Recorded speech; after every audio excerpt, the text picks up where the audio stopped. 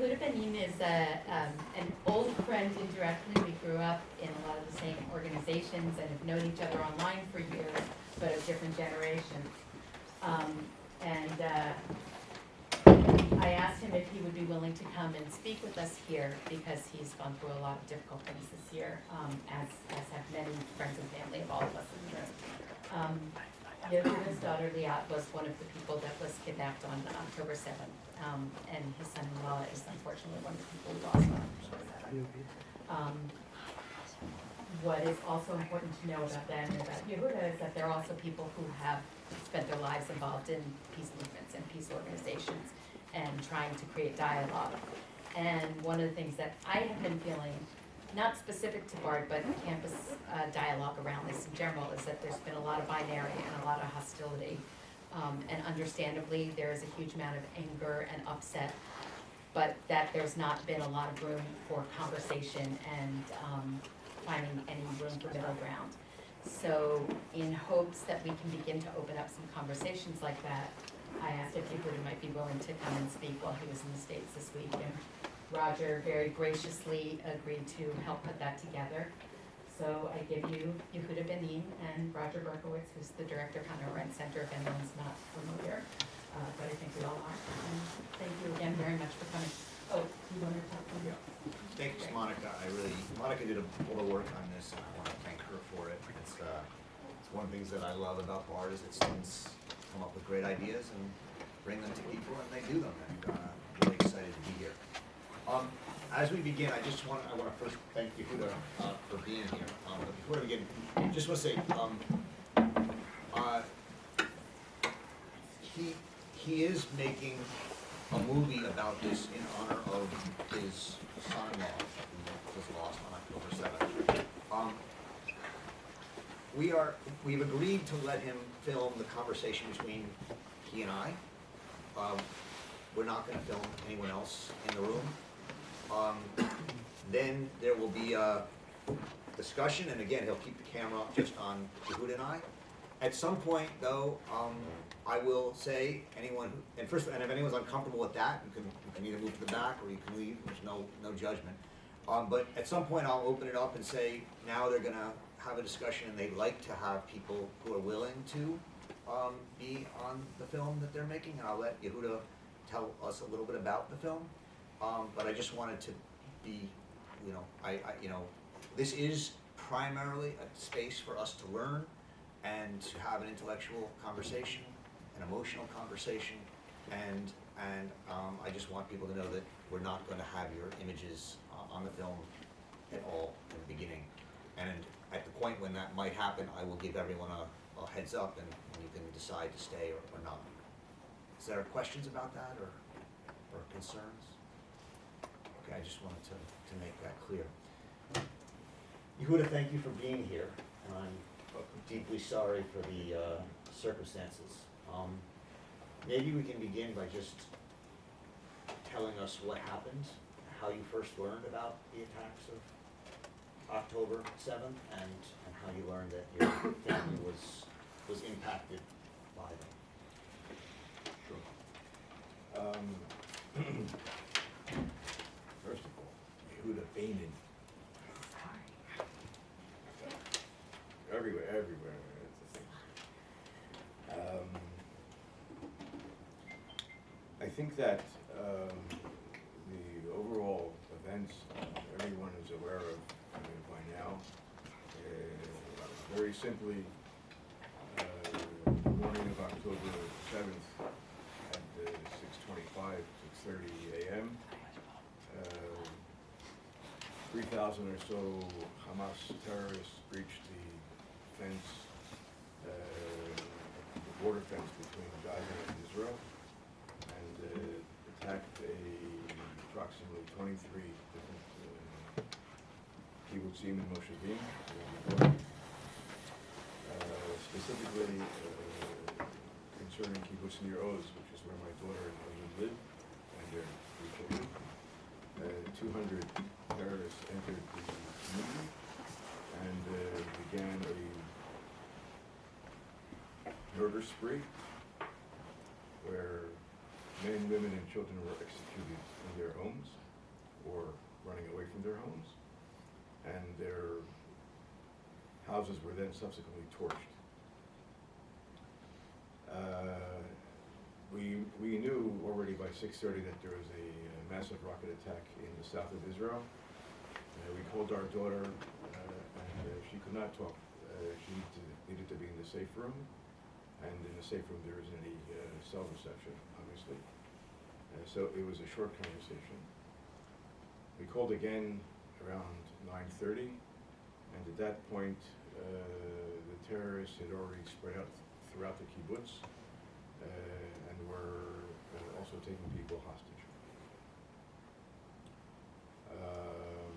So at that time, at 9:30, she was still in her home. She was very quiet, very hushed, very desperate in her tone of voice. And when we called again at 10 after 11, there was already no answer to her phone. In the meantime, her husband, her son-in-law, Aviv, had apparently already been killed around 4:30. I think that topic might come up a bit later in the discussion. We'll see. My middle grandchild, his room had been invaded. He managed to keep his safe room door closed with holding the handle so that people didn't gain access to it. His room was ransacked and subsequently torched. And my oldest grandson, his room was overlooked or bypassed by the terrorists. And my youngest granddaughter wasn't in the kibbutz altogether, so she avoided all of this mess. At the end of the day, in kibbutz near Oz, over 40 people had been murdered, and 60 people were kidnapped to Gaza. At this point, 30 of those 60 people still remain in Gaza, and whether they're dead or alive is undetermined at this point. Then there's the facts, and this story repeats itself over a number of different kibbutzim in the south of Israel, from Kfar Aza in the north side of Gaza, down to Kerem Shalom and Gvulot on the southern side of the Gaza Strip.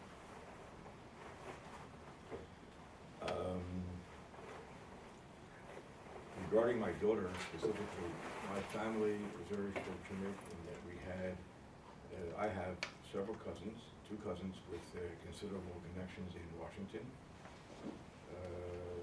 One cousin from Connecticut, I spoke with him on Sunday already, and right away he called his congressman, Joe Courtney, and he relayed Jerry. And he relayed the story to his congressman, who immediately passed it on to Senator Murphy, who then passed on the information to Secretary of State Blinken. When I was in Washington, I met face-to-face with Senator Murphy, one-on-one conversation. And also, I have another cousin in D.C. Who, with one phone call, managed to get me meetings with Representative Trone and with Senator Van Hollen. So they all had personal meetings with me. They knew about my daughter. My daughter's name was clearly on Blinken's desk, and subsequently also on the president's desk. All right. On October 13th, the president had a Zoom conversation with the families of the American hostages. There were altogether 8 of us on the call. The time allotted for the Zoom call was 20 minutes. However, this call ended up lasting for an hour and a half. If anybody in this room thinks that Joe Biden is not mentally stable or elusive, forget it. It's bullshit. The president is perfectly mentally capable of everything. He's all there. And I need to find it important to come upon myself to make that point, I have an hour and a half conversation with the guy on October 13th, along with the other American families. In that call, aside from expressing his condolences and his deep shock and all the things that you would expect a national leader to express in such a situation, the president clearly stated the following: that the Hamas attack on Israel was much more than just an attack on Israel. It was essentially an attack on the United States. It was an attack on American foreign policy goals in the Middle East and South Asia. The attack was an historic event to the degree that it was an inflection point in history. The president went on to say that clearly, that as far as the Middle East is concerned, that what was is not what will be. And that the president has every intention that when this war is over, that he intends to engage or to cause to be engaged a diplomatic initiative that will lead to the implementation of a two-state solution, period.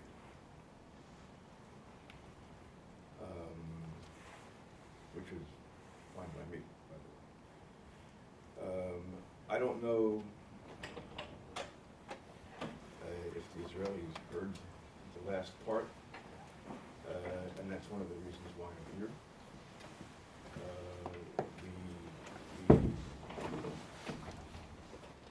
The way the events unfolded in Israel were a tremendous shock to Israelis. I mean, every preconceived notion was shattered abruptly and rather thoroughly on October 7th.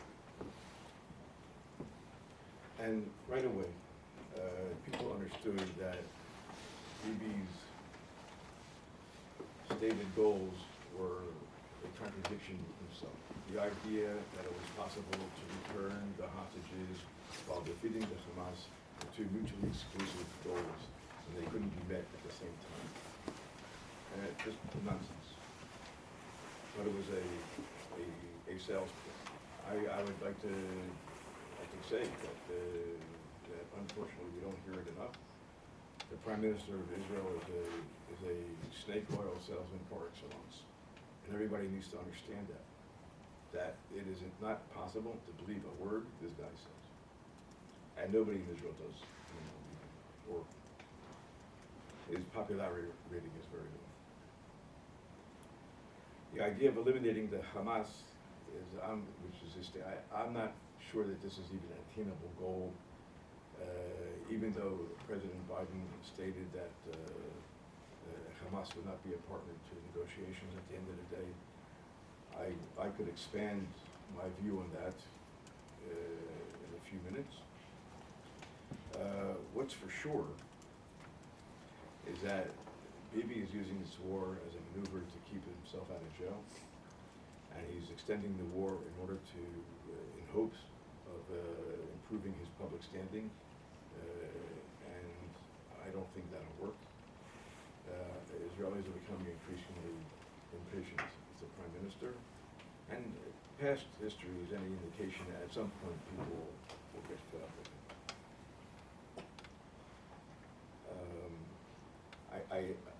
And please, I know that now I'm speaking to the Israeli side, but that's not where my story ends. It's not my only concern, not by a long shot. So bear with me, and we'll get to the other side.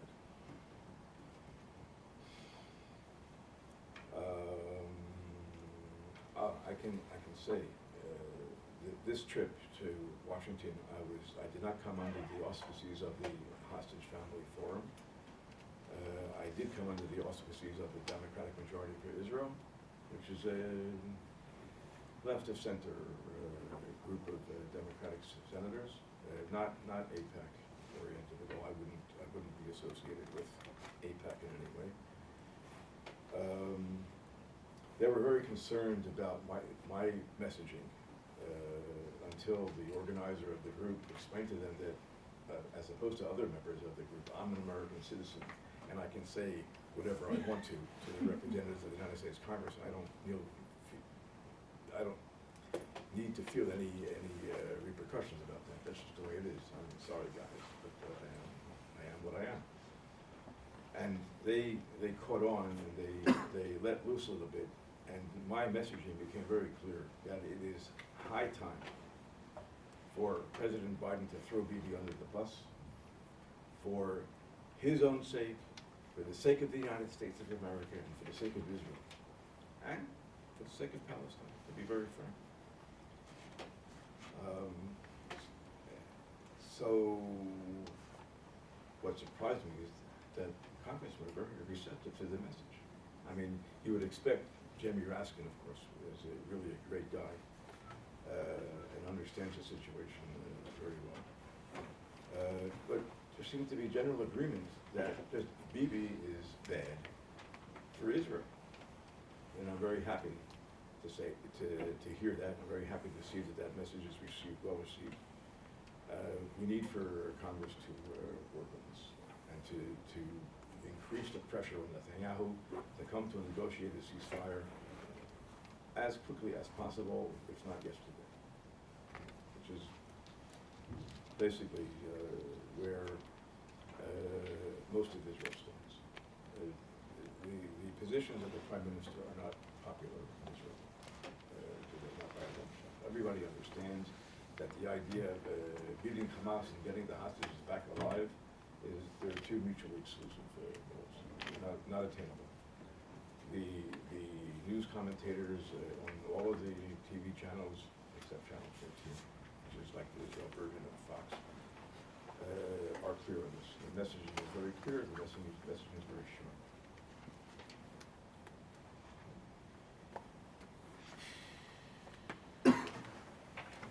Moving on, I want to make it clear that as far as I'm concerned, Hamas, first of all,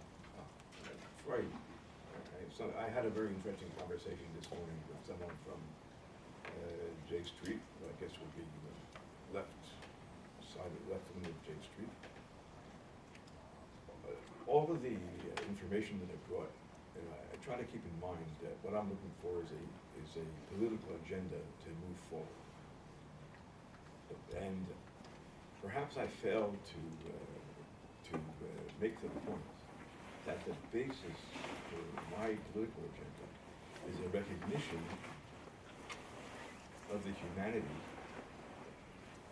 of the people who live in Gaza and who are going through a massive campaign that is much beyond what's necessary. Let's say,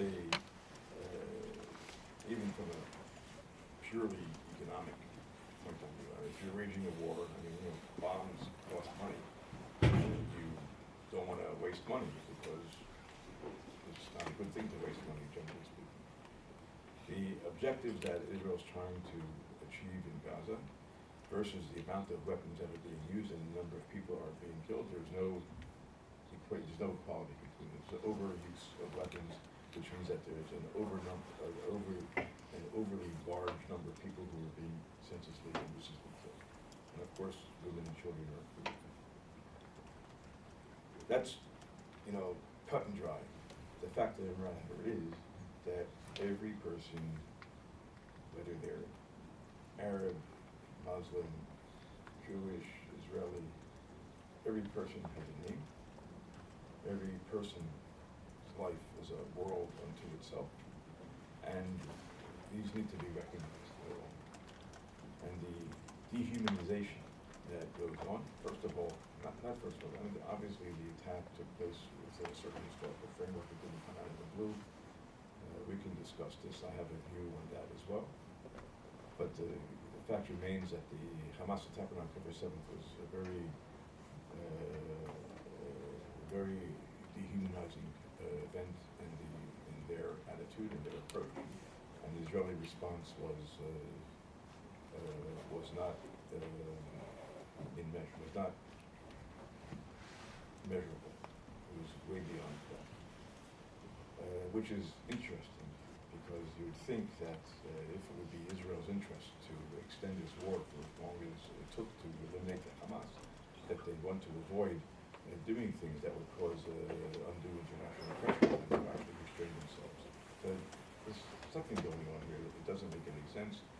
I think that just very simply Bibi was playing to his electorate, and it's terrible that the situation has come down to that, and there will be an accounting about this in the end of the day.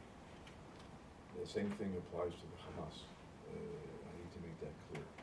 I think for me personally, the common denominator that I find here, because I'm looking for a way forward altogether for Israel and Palestine, but I see that the groups, and I need to make it clear, excuse me, in the beginning this was designated Israel-Hamas war. I need to make it clear that Israel is not Bibi Netanyahu. Bibi Netanyahu does not represent all of Israel, although his political MO is to blur that difference. Bibi, he's a scumbag, like Trump with brains. And it's just so frustrating to have to deal with a person like that. And you know that he is leading the country down a path that leads to oblivion, to no end, because he has taken on people who have adopted their messianic religious agenda as their political agenda. And I'm saying the same thing applies to Hamas.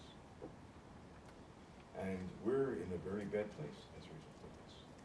At the same time, I am telling you all, that I am telling you from personal experience, there are Palestinians and there are Israelis, there are Palestinian Israelis who understand this and who are dedicated to work together to achieve a better future for our children and grandchildren.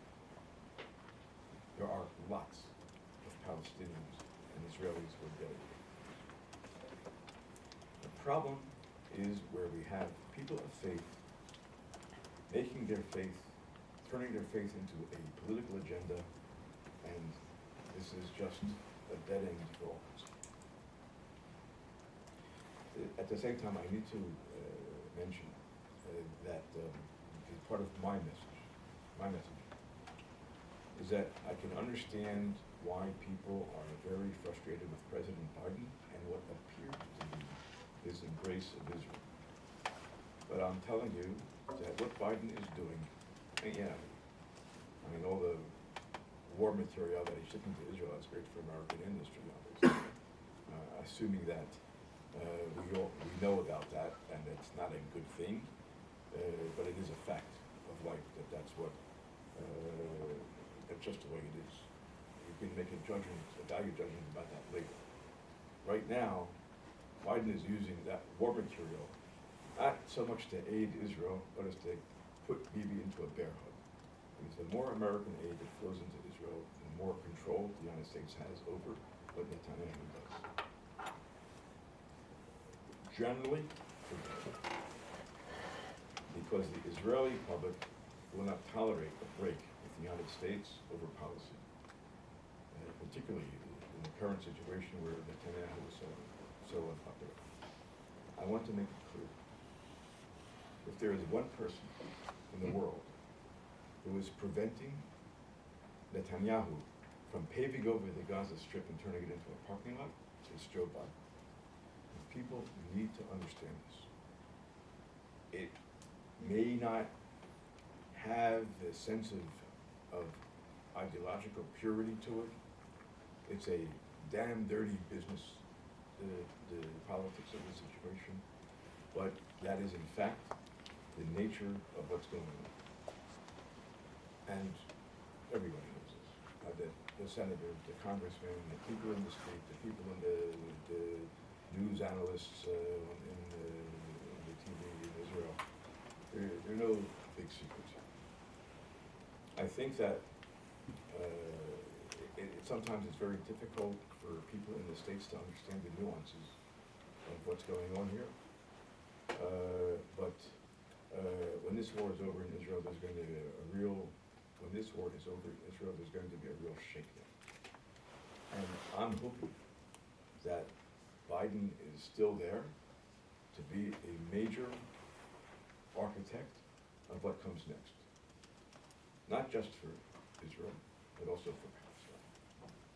Now, to make it clear, the Palestinians, first of all, Bibi has created an obscene situation in Palestine. He's played the Hamas, he's funded the Hamas, he's encouraged the Hamas as a counterweight to the Palestine Authority, and it was his objective to divide and rule in the most cruel, horrible, horrific way in order to interdict any idea of a Palestinian state. And obviously the whole concept was rotten to the core. It didn't work. It'll take some time for that message to sink in the Israelis. I'm hoping that the administration will be able to provide some background for that. We really need to understand. If the idea is to engage in a political process that will lead to a two-state solution, which is clearly something that's not going to happen right away, there needs to be some re-education in Israel and in Palestine that encourages engagement, encourages recognition of the other, recognizes the humanity of all, and develops a clear vision of what the future can hold. Between the river and the sea, and I want to make it clear, everybody knows we're talking about the Jordan River and the Mediterranean Sea. Get that off the table. There are 14 million people. There are 7 million Jews, and there are 7 million Arabs, Muslims, and Christians, and others. And nobody is going anywhere. Not going to happen. Bibi's not pushing the residents of Gaza into Egypt, and the Palestinians in the West Bank aren't going anywhere. Nobody's going anywhere. So it's like we're dependent upon some tough love from the Americans, and this needs to be encouraged and supported. And it's going to take a while. I mean, Bibi has been in power for 16 years, a tremendous amount of damage has been caused by his policies and his encouragement of a militaristic, overly militaristic mindset, or militaristic mindset altogether, that's not conducive to mutual recognition or for understanding the humanity of the other. And by the same token, the educational program of Hamas is nothing to write home about. My daughter, when she was a captive, she was being held hostage. My daughter's a history teacher, runs in the family. Had a lot of conversations with her captors. And to make it clear, my daughter gets her information about the Middle East from my brother. So Not everyone knows who You your wanna brother is. share who your brother is? my brother is Joel. You said everybody, that was your. I didn't say everybody knew, I didn't talk to everybody walking in. You don't want to say who. My brother Joel is a professor of Middle East Studies emeritus at Stanford, who has a decidedly left point of view. Anti-Zionist and extreme. He's not. No. Okay. Because we've both gotten older, and I'll tell you, well, you know, Remind me about that, because I don't, first of all, I don't wanna speak for my brother. Okay.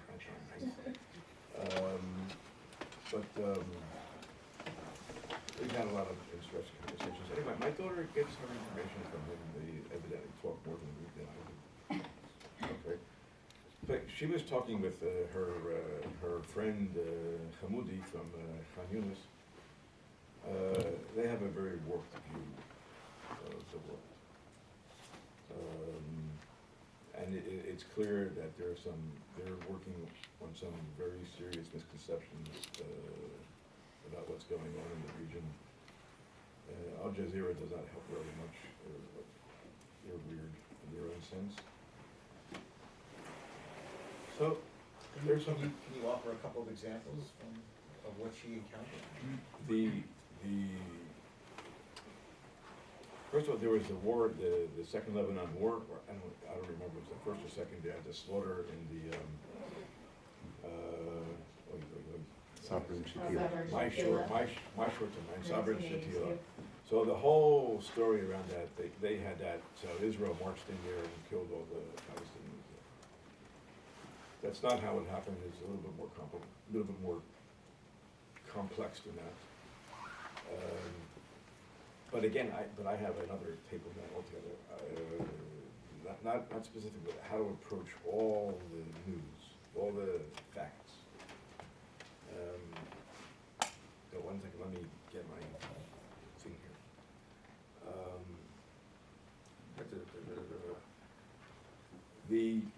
Okay, this is a good place to interject. She was taken aback by how warped their worldview was. I mean, but they're religious messianic fanatics. I mean, they're crazy. I mean, the people in the West Bank were hillbillies that live there, also crazy. I mean, let's be You clear. mean Israeli settlers? Yeah. Hillbillies. Just to clarify. That's my personal thing. Clarify. That's what listen, guys, I'm 70 years old, I'm like from the 60s. So my manner of speaking, and I haven't lived in the States for 50 years, so my manner of speaking may not be up to speed on the, what you can say, what you can't say. My apologies, I'm sorry. Maybe it's not a good thing to deride the people who live in Appalachia, in terms of, but the people who live in the hillsides in the West Bank in Israel, I have absolutely no respect for them in the way that's ever going to happen. Having any respect for them, they're and dangerous. These people intend to replace the Palestinians in the West Bank and build a third temple in Jerusalem. Let's be clear. And if that's not nuts, I don't know what it is. And they feel that the Jewish God is just going to one day just blow away all the Arabs. Not going to happen. It's not going to. Nobody wants it to happen. Who's sane? So for me, there's parity here, and I need to make that clear. I said, you know what? They're all crazy. But I have hope here, keeping in mind a number of conversations that I've had with ministers from the Palestine Authority regarding Israel and Palestine. And I was very surprised. We have some very astute gentlemen, very well educated. The particular forum that I was in, this one's from Stanford, and this one's from Oxford, on the Israeli side, and on the Palestinian side, this one's from Stanford, and that one's from Oxford. It was like, one big family. They all know each other, actually. You don't get that from the headlines. It's a very much behind-the-scenes thing. There are actually a lot of relations between Israel and Palestine. It's certainly not in Bibi's interest to publicize this, but those relations are there. And there are a lot of business relations between Israel and Palestine, and I can attest to that from the company that I work in myself, actually. I can end with this, I think. I can talk till tomorrow. These guys were saying that those who choose to live in the past are doomed to living in the past. We are living in the present, and we are looking forward. Those who choose to remember all of the past atrocities, whether from this side or from that side, are dooming themselves to an endless cycle of violence and retribution, and are condemning themselves to be stuck in that cycle without moving forward. We, as intelligent human beings, Palestinians and Israelis, need to move forward, and we need to focus on today and tomorrow. There is no other possibility. And it's the very facts of, atrocious things that happened are without end. There are no lack of facts. And I'll tell you, I have no issue with acknowledging that the Zionists in Palestine, they were real bastards. They were not nice people. The local Palestinian population suffered tremendously under this. There was no doubt about it. I mean, you want an example?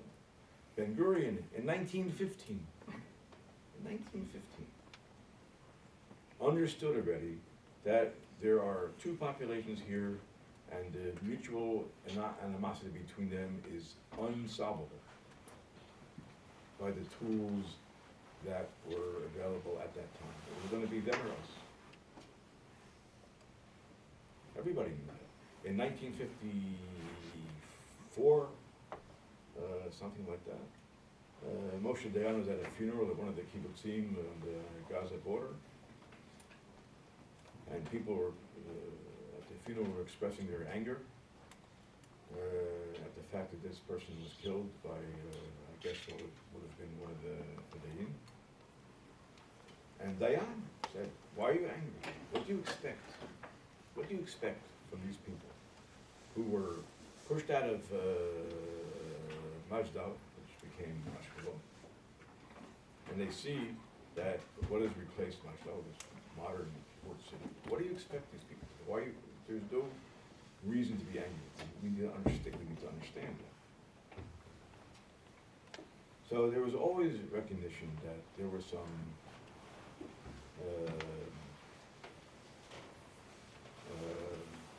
there was understanding and there was recognition of what the facts were. But that doesn't help us today. As I said, nobody's going anywhere. There are 14 million people living in a very difficult environmental situation on the edge of the desert. Questions of water, sewage management, agricultural land. There are some very significant issues that need to be addressed and are not being addressed. And the Palestinians and the Israelis need to get it together in order to move forward. And I have no issue recognizing the great pain that has been caused to the Palestinian people. It's real, it's true. The Jews unfortunately come with a pretty hefty package themselves. And it's also something that needs to be recognized, because it's true. And to stop with trying to engineer toda'ah tziburית, to engineer... Public awareness. Public awareness. Thank you. I was a fan. Because that's a useless exercise in being a smartass. I don't know how to say that in a better way. And it doesn't, the people are dying, so we need to get serious about this. And dabbling in creating public opinion is not happening. So, I'm here talking about this, hoping that we can have some kind of dialogue. So I'm sure there are people here who may not agree. I don't expect everybody to be Zionists. I'm not such a Zionist myself, to be very frank. The usefulness of that mindset is pretty much reached its end. There needs to be found another way to deal with those questions that Zionism attempts to deal with, for sure. I just want to make it clear that what the settlers are doing in the West Bank is a form of Zionism with which I absolutely do not identify. I think that they hijacked the term, unfortunately. But that's a whole other discussion. Thank you very much for being here. And there's a lot that I think people want to talk about, but your personal perspective on it is incredibly powerful. I just wanted to ask one or two questions just to get them out there. So your daughter was released. Maybe you could tell us, in your mind, how that happened, but also there are still a lot of hostages left. And I know you and she have become very focused on getting them released. Maybe you could tell us a little bit about what the prospects for that are and how you're going about that. First of all, again, I mentioned Representative Joe Courtney. He actually grabbed Biden on the floor of the Congress and told him that one of his constituents' nieces is Yehuda Beinin, and he wants her released. And Blinken passed that on to the president, because my daughter did not fit the criteria of the Americans that were released. I mean, she didn't have any kids who were captive. She was above the age of young mothers. She was released because she was an American citizen, and President Biden said, "I want this person out." First of all, as soon as she crossed over the border into Egypt, I got a phone call from the president. So everybody knew what was going on there. So I thought that was real cute. To get a call from the president, it's like, "Hi, this is Joe Biden," on my cell phone. He called me. I was not ready for that. That was neat.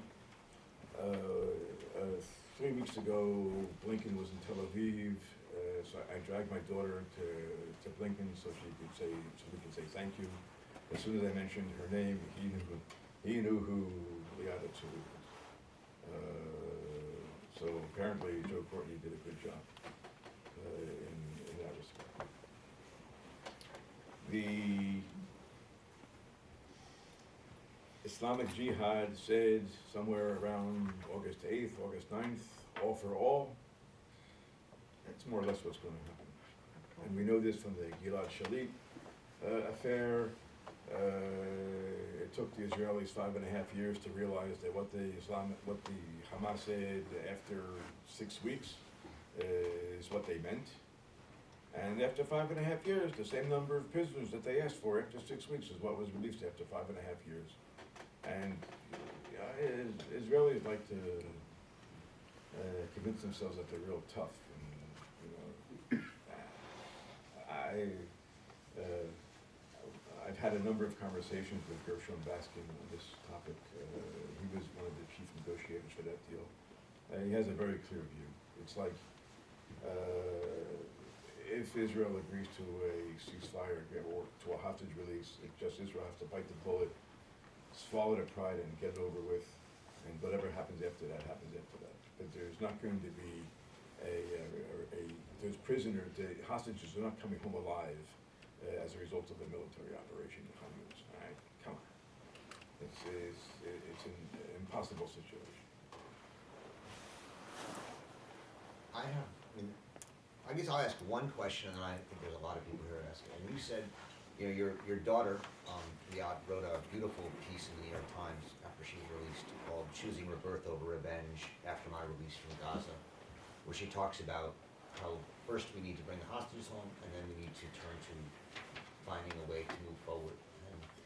And you put it as, let the past be past, let bygones be bygones, focus on today and tomorrow, not the past. Is that something you actually believe is possible in this region? And what would that mean? Well, it's not a question of what I believe or what I want. It's a question of what are the alternatives. Now we have the experience of the Good Friday agreements in Ireland. We know how that works, how it worked.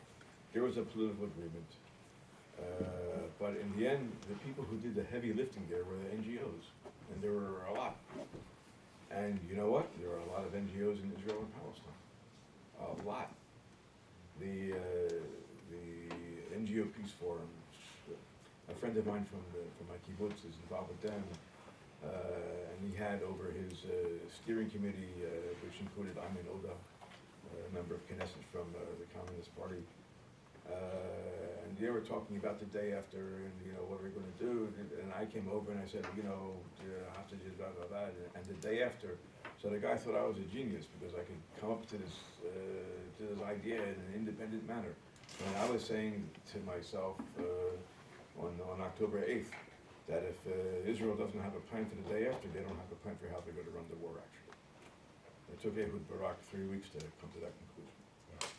I'm ahead of the curve on that, and I've been ahead of the curve on everything regarding Netanyahu. This guy's a scumbag. But we can make that clear. There is no alternative. There is no alternative. Nobody's going anywhere, and unless we figure out a way to have mutual recognition and to recognize the humanity of the other, it's a dead end.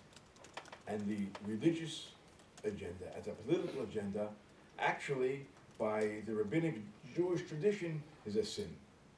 The entire Talmud is based on a negation of a religious state, actually.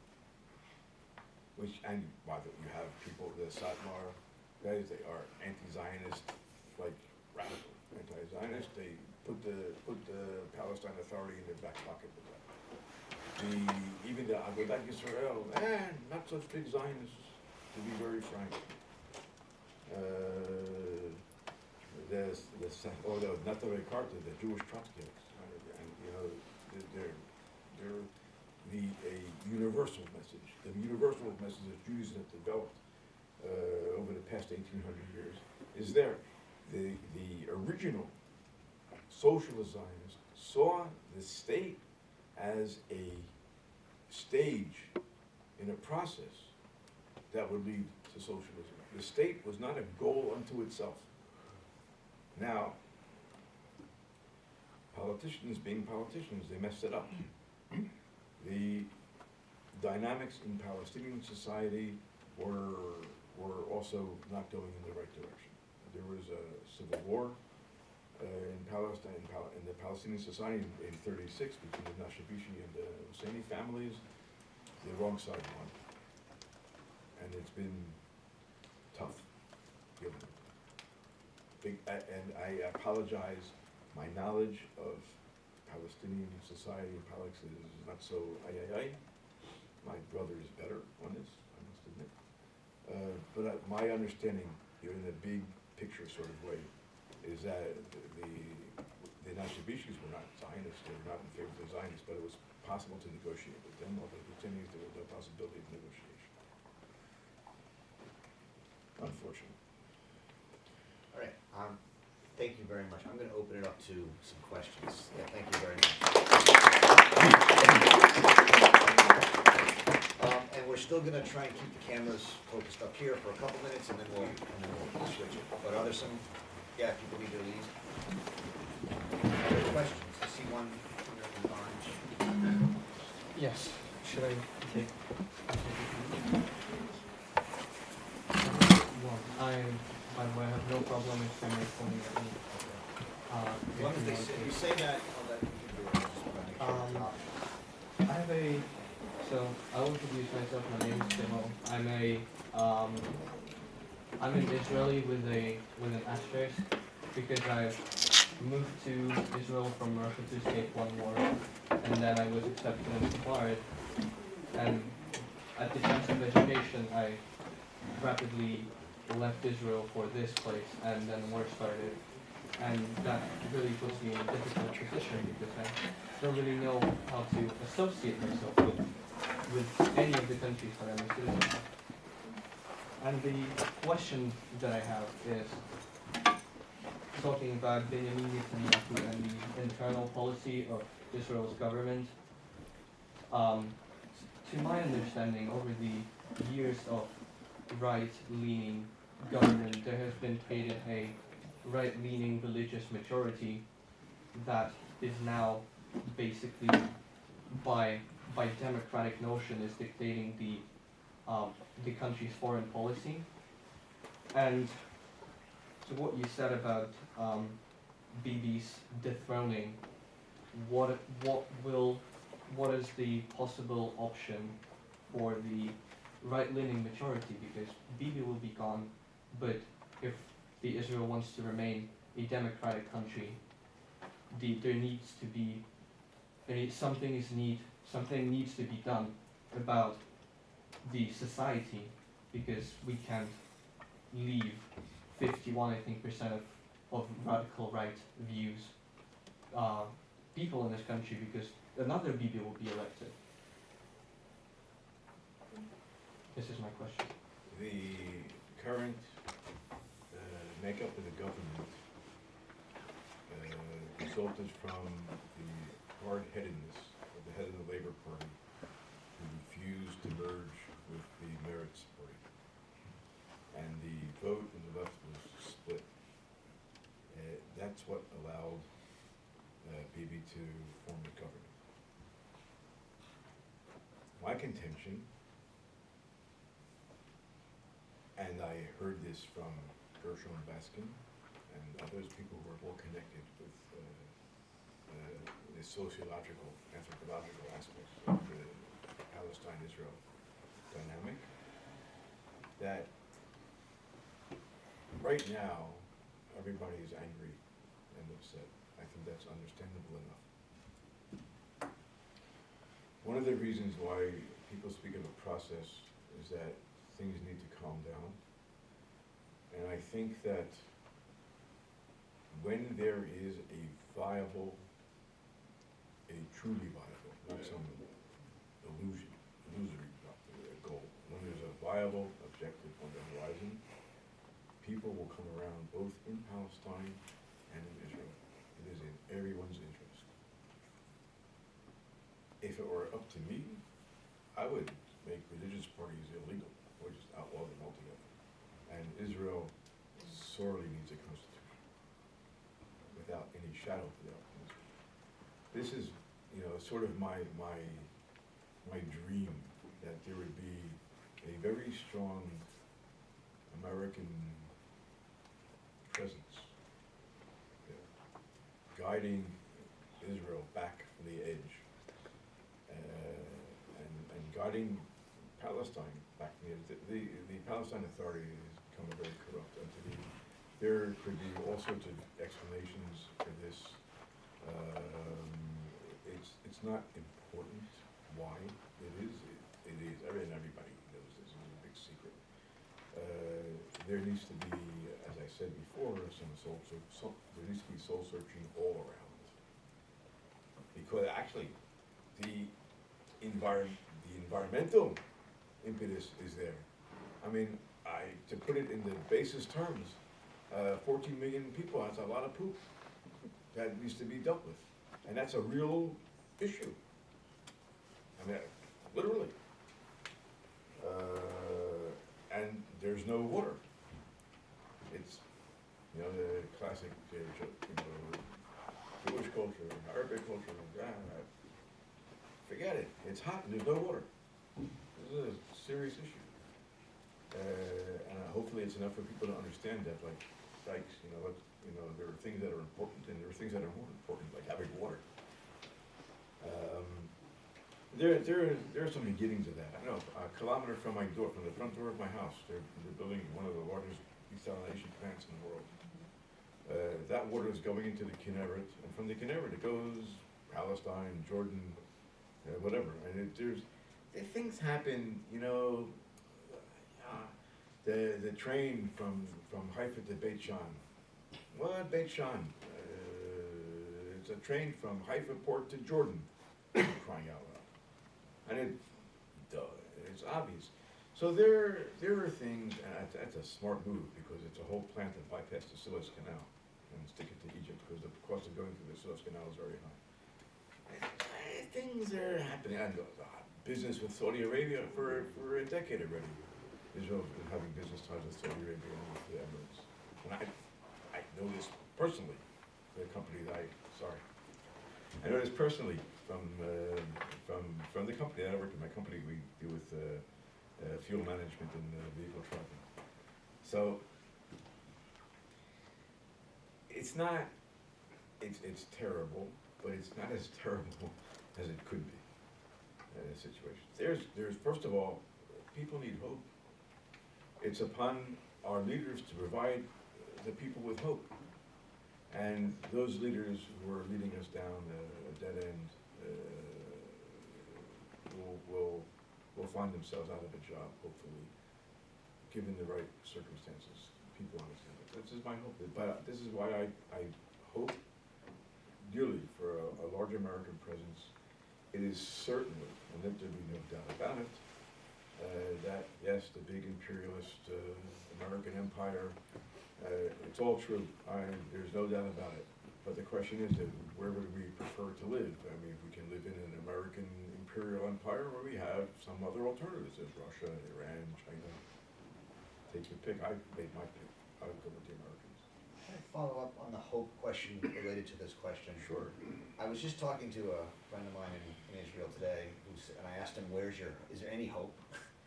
And he said the one thing that he's found hopeful is that, as you said, there's 14 million people, 7 million Jews and 7 million Arabs or Druze and Christians, but there's also 2 million non-Jews in Israel. Those are included. Yeah, no, I know, but what he said is that what has been hopeful is that those connections, that the integration of those Arab, he said, into Israel was actually, in his mind, progressive. And one of the questions, one of the political aspects is that no Israeli party has ever made a coalition with Arab political parties, as far as I know. Is that not right? No. Not true. Beinin always voiced this. Which one? Well, ask you, the government before this Yeah, new one government before this one. had the Yehuda Beinin. Yehuda Beinin, Okay. which is interesting. He's an Islamist, but the Muslim world is complicated. There are many different streams,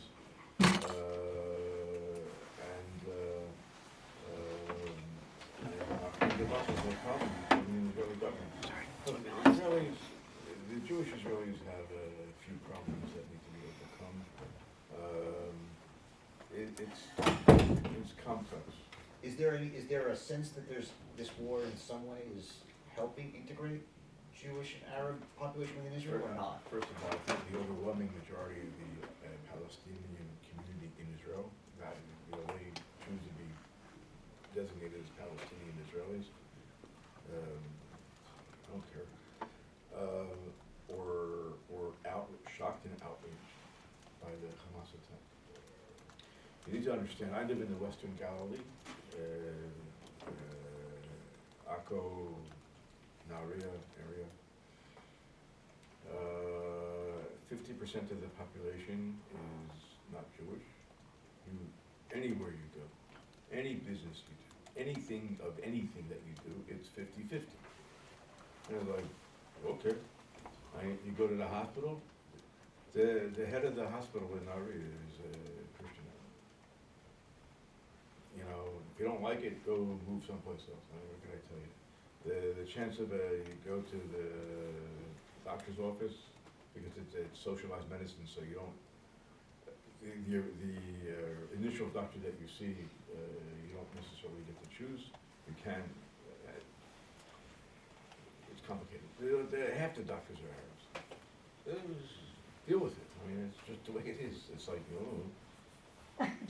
it's the way it is. It's what it is. And the Palestinian community is very tightly integrated. And actually, the last conversation that I had with Yehuda, which was on last Saturday, actually, he mentioned that as well. But Who is Yehuda? Yehuda is a member of Knesset from the Communist Party. Palestinian member of Knesset. Did I say Arab? You said No, you said member. communist. Well, his name is Yehuda. I mean, obviously not Jewish. Not everyone speaks Hebrew and Arabic. Right. But he mentioned this, and this is a role which he was more than happy to embrace. announced that he was going to leave politics, but after this war broke out and he saw the opportunity for increased Jewish-Arab cooperation and reconciliation, he may very well choose to remain in politics. I mean, obviously, the member of Knesset, you have a certain amount of leverage to get things done. There's a question back there, yes. It's not a question, I just want to point out, on the question of Arab participation in the government, in addition to the sort of lip service that both the joint list of Arab Israelis, Palestinian Israelis, and Meretz, which was the most left-wing Zionist party, have given to representation of the other on their lists. The token Jew on the Hadash list just today escaped being thrown out of the Knesset. He's kind of a bore, so, but anyway, there is a new political party that chose not to run the last time. It is called, I don't know how to say it in Arabic, but it's called Kol Ezrachea, which means all her citizens, or all its citizens, which is intentionally, very directly a joint Arab-Jewish list. Every slot on the list for the Knesset is allocated. The head of the party is not a Jew, so every other person on that list is Jewish, and every other person is a Palestinian. So just for a point of interest, that's all. Now, Meretz, the M in Meretz stands for Mapam, which actually stands for Hashem Eretz Zayir, and the party always had a problem in the Arab community, considering that a good chunk of the Hashem Eretz Zayir kibbutzim were created on Arab lands, and you know, history is a history. It's a fact. You can't get around it. There's no way to slice or dice that, and that's the way. And the party was never the party for Arabs who lived in Wadi Ara. Maqam was a good way to get ahead in things, but from a point of view of ideological content, it was a non-starter for any Arab with any idea of the history of what was behind Maqam. So always a problem. Although Maqam did lead the fight against the military administration in Israel. Other questions? Guy, do you mind if they film? Yeah, I can. You're welcome to. So, well, I know we're talking a lot about politics here, but I was wondering to hear more about like the stories of your daughter when she was captive, and you know, like you said, she was talking to her captives sometimes, and this relationship, like who was with her, how did she got there? I know like that for many of us who hold these agendas and perspective of peace and coexistence as much as her, it must be really contradicting this experience, and I really wonder how was it for them, because for many people, and stories are horrible and horrifying. So I wonder how she is, you know, how she's handling this with her perspective and her agenda.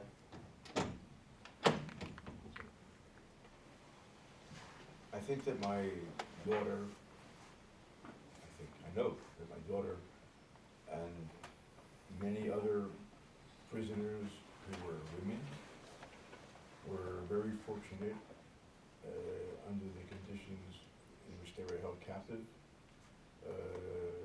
mostly in people's homes. Her captives were certainly Hamas members, but I guess they were a different sort. There was no lack of food. There was television, showers, deluxe captive conditions. My daughter wasn't the only one. On the other hand, there are examples where women prisoners are being held in horrible conditions and they're being sexually assaulted. It's already documented at this point.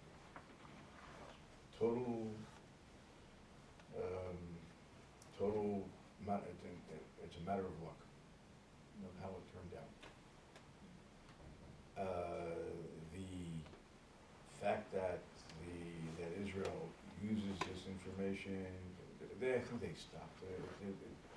You can't sell a story in Israel before long that people find out what's going on. Everybody knows. There's like this and there's like this. It's not a single situation. It's complicated. My daughter is very fortunate. She's a history teacher. When she, her high school was spread out over 4 different schools. Their high school was close to the Gaza border, so it was cleared over classes. So the high school students were split up over 4 different schools in the area. The kids in the 12th grade, she's the homeroom teacher in the 12th grade class, did not agree to be split up. And they wrote an angry letter to the Ministry of Education and said, we refuse to be split up, find us a place. And for some inexplicable reason, they did. So my daughter's 12th grade class is all in the field school at En-Gedi. My daughter teaches there 2 days a week.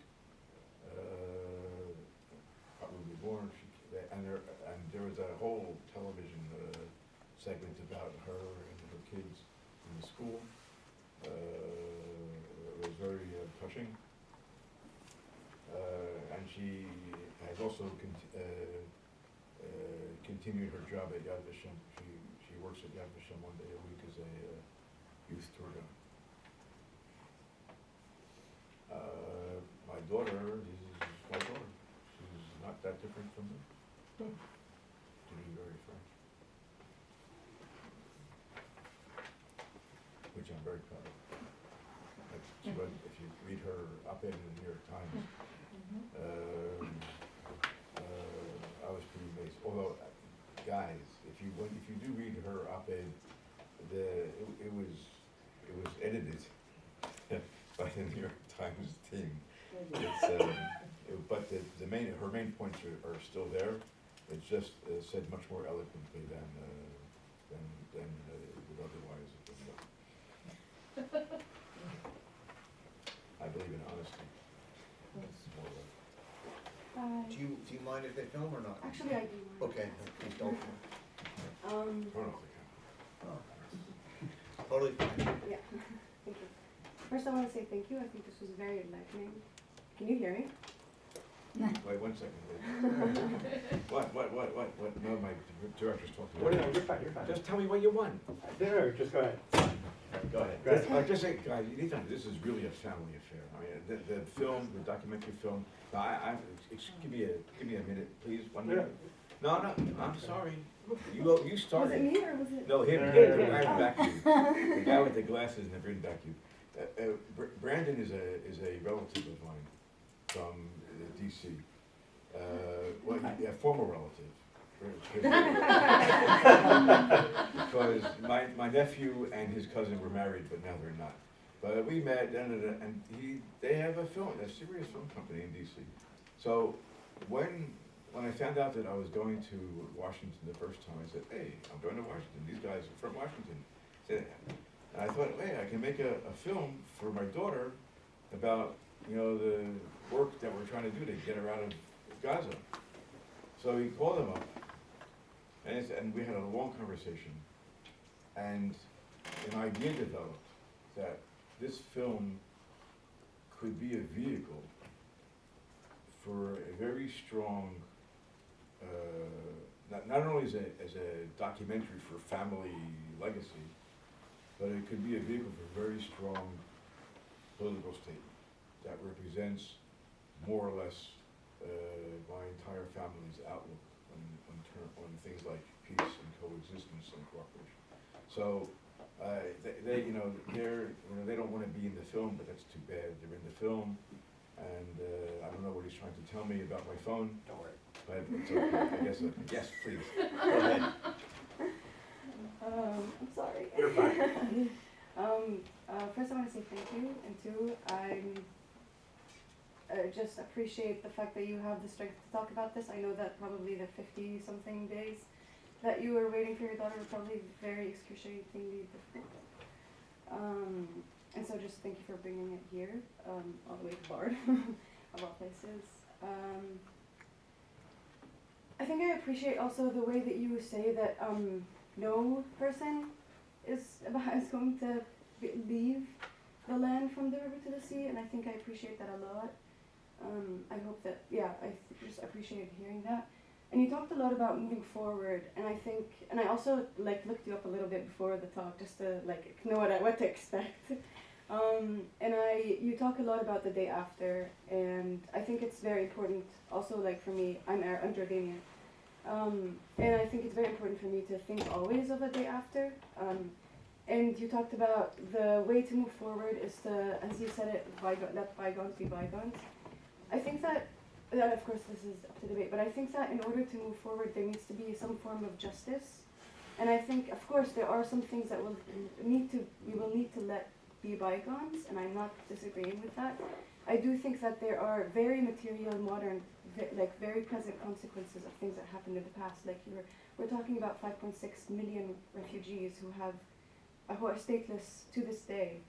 And I've spoken to so many elders, let's say, for the past month since October 7th about the situation, and I've always been a person who believes that a one state can work, and actually Palestinians and Jewish Israelis can find a way. I mean, you've been talking about the Palestinians who have Israeli citizenships and how they've integrated into the society, and you've also mentioned your lack of appreciation of a state in itself, and that Zionism the goal was not a state at the end of it. And so I think that I do believe in my heart of hearts that there is a way for Palestinians and for Jewish Israelis to be able to live on the land together once there is a way to move forward, and once there is a way for people to reach some form of justice.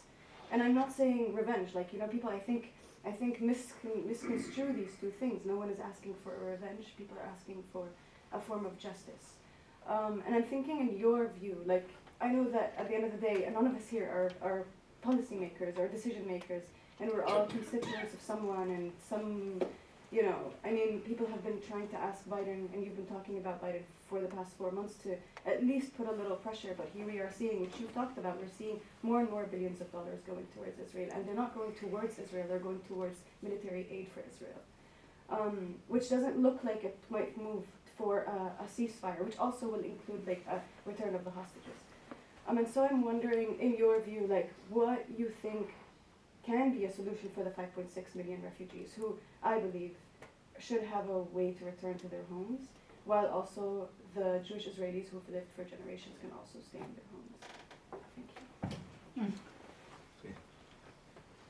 Yeah.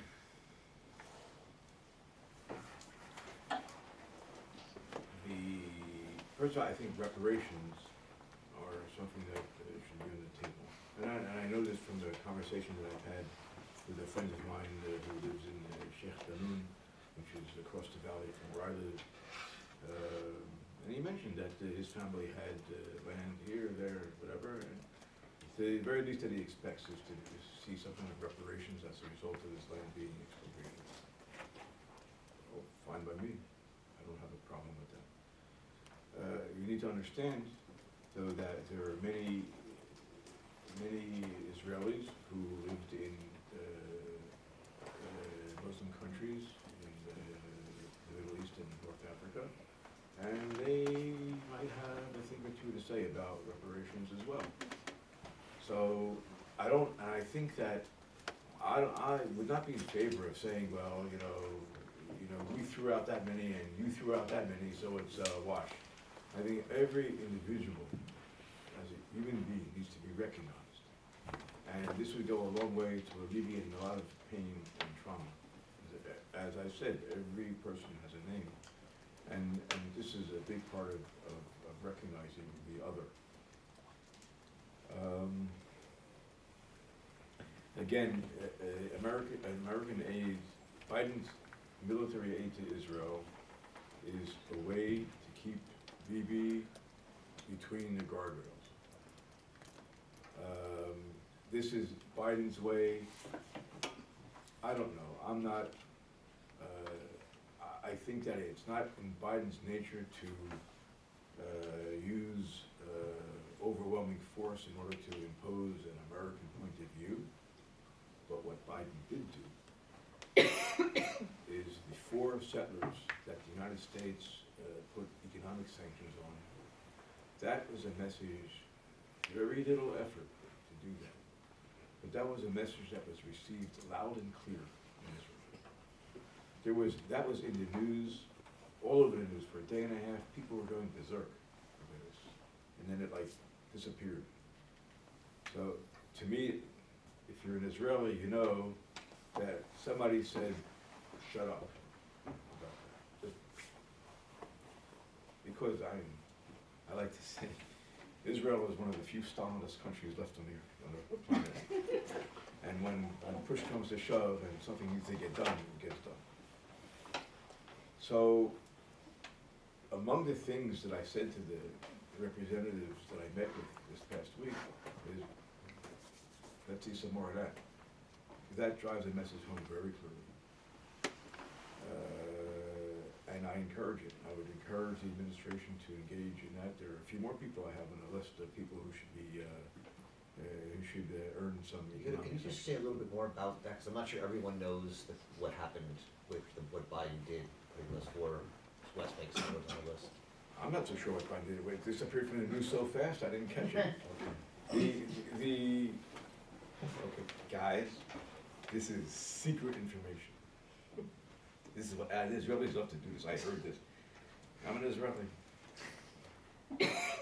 The American administration put economic sanctions on 4 settlers who they considered to be especially violent.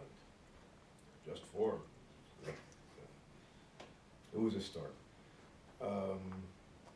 My understanding is that this move came from within the IDF, from within the army.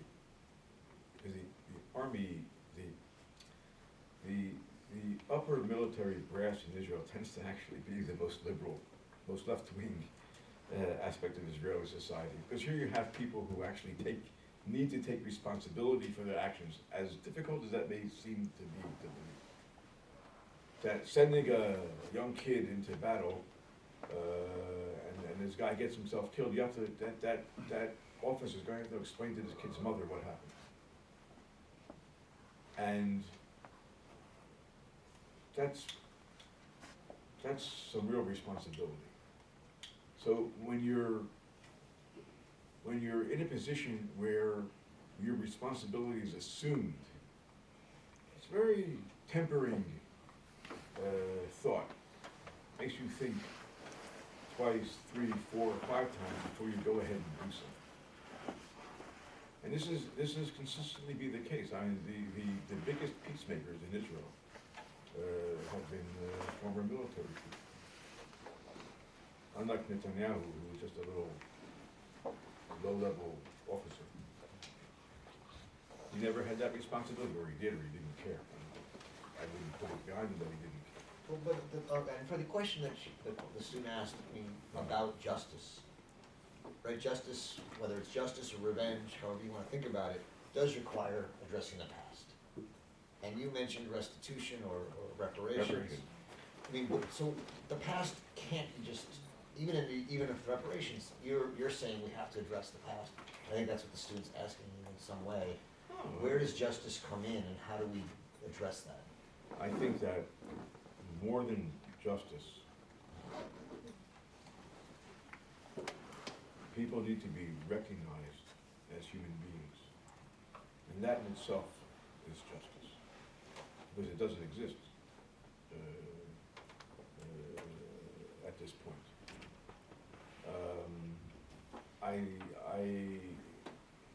It's really a complicated issue. I think if it came down to removing settlements in the West Bank, I personally don't have a problem with that. I couldn't care less. These people understood from the word go that what they were doing was designed to displace and to wreak havoc in a time when these things weren't really so much accepted anymore. when the first Jewish settlers came to Palestine, it was a different world altogether, and those kinds of questions didn't really exist to a great extent. And again, these are things that happened. Certainly, an injustice was there were two injustices. Remember that the Jews who came to Palestine were also escaping an impossible situation. They didn't just up and say, "Oh, I got nothing better to do." There were pogroms after pogroms after pogroms in Ukraine, Russia, and Poland. And people said, in those times when we had developing nationalism, they said, "All right, this looks like a good idea," and they took off. It came. Eventually, immigration was cut off in the United States. There was no place else to go other than to come here. Well, the British cut off immigration into British cut off Palestine. in '39. So then you have people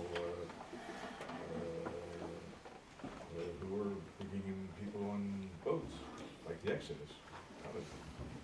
There is injustice all the time. So we need to recognize that. I think that the tool that is acceptable today is a monetary restitution, a recognition. I don't think that anybody is moving anywhere except in the West Bank. As I said, I couldn't care less. It's all good. They're a big part of the problem. There's a question here. Yes. Yeah, you had talked about hope. Do you want to be filmed or not? Yeah, I would prefer not to. Thank you. Okay, well, You talk about hope in Israel, specifically when you talk about kind of the relations between current Arabs living in Israel with Israelis, and I've heard other accounts of instead a lot of Palestinians and Arabs in Israel are being treated pretty poorly. There's a lot of they're being denied housing in a lot of places in the sense of like applying for like getting a house or stuff like that, or specific districts where public transportation is very much in a sense not accessible. But in a sense, apart from that, I've heard a lot of accounts of there not being that much hope for Arabs or especially Palestinians in the area. And so I ask where, I think you've talked about a lot of like, in a sense, a unified hope and Israeli hope, but I'm asking where do you see a way for there to be hope for Arabs and Palestinians in the area? I'm, like I said before, I'm old. I'm 70. I remember the anti-war movement. I remember learning Union songs in the youth movement.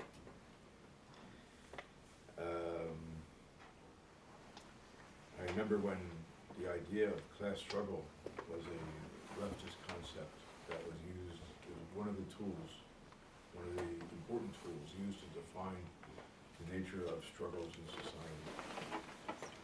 And for sure there's discrimination, but I think that you'll find that there are a lot of Jewish neighborhoods and settlements who have the same issues, because it's a class issue. There are Arab villages like Fasuta or Sheikh Danun that I mentioned before, where you grow up and you go to school, and if you're not a doctor, a lawyer, or an engineer, you're an embarrassment to the whole family. Complete Arab, and there are Arab villages. Actually, the matriculation scores are higher than any other Jewish community in the country. So it depends. To dissect it along Arab-Jewish lines, yes, you can find the figures that would support that in some way, but it's not chad mashma'i. Unequivocal. Not what? Unequivocal or It's unequivocal. unequivocal. Thank you. And you have to be, one would have to be foolish to say that there aren't issues in Israeli society. Of course there are issues in Israeli society. But they're not insurmountable. Now, if you want to get, if you want to attack this issue from the real angle, so you have the Israel Lands Authority.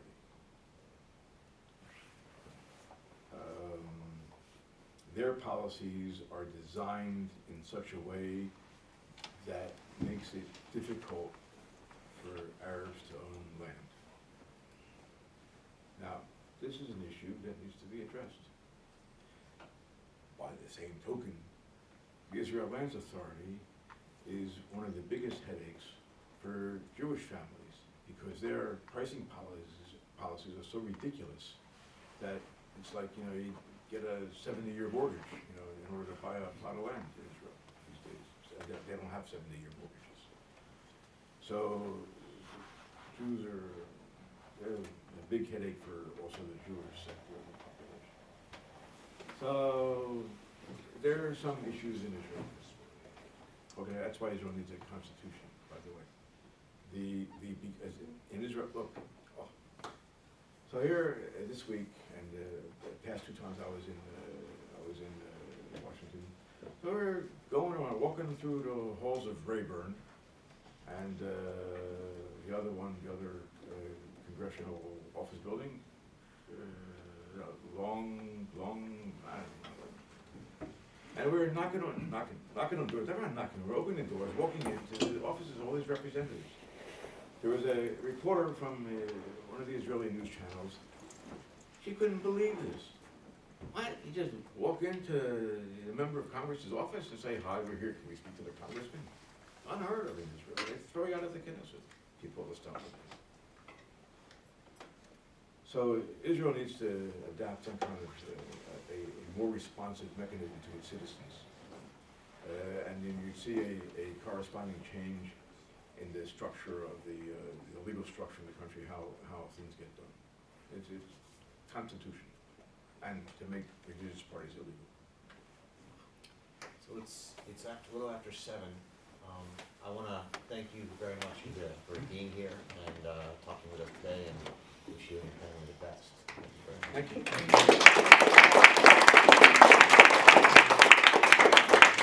Thank everyone so much for coming tonight. I really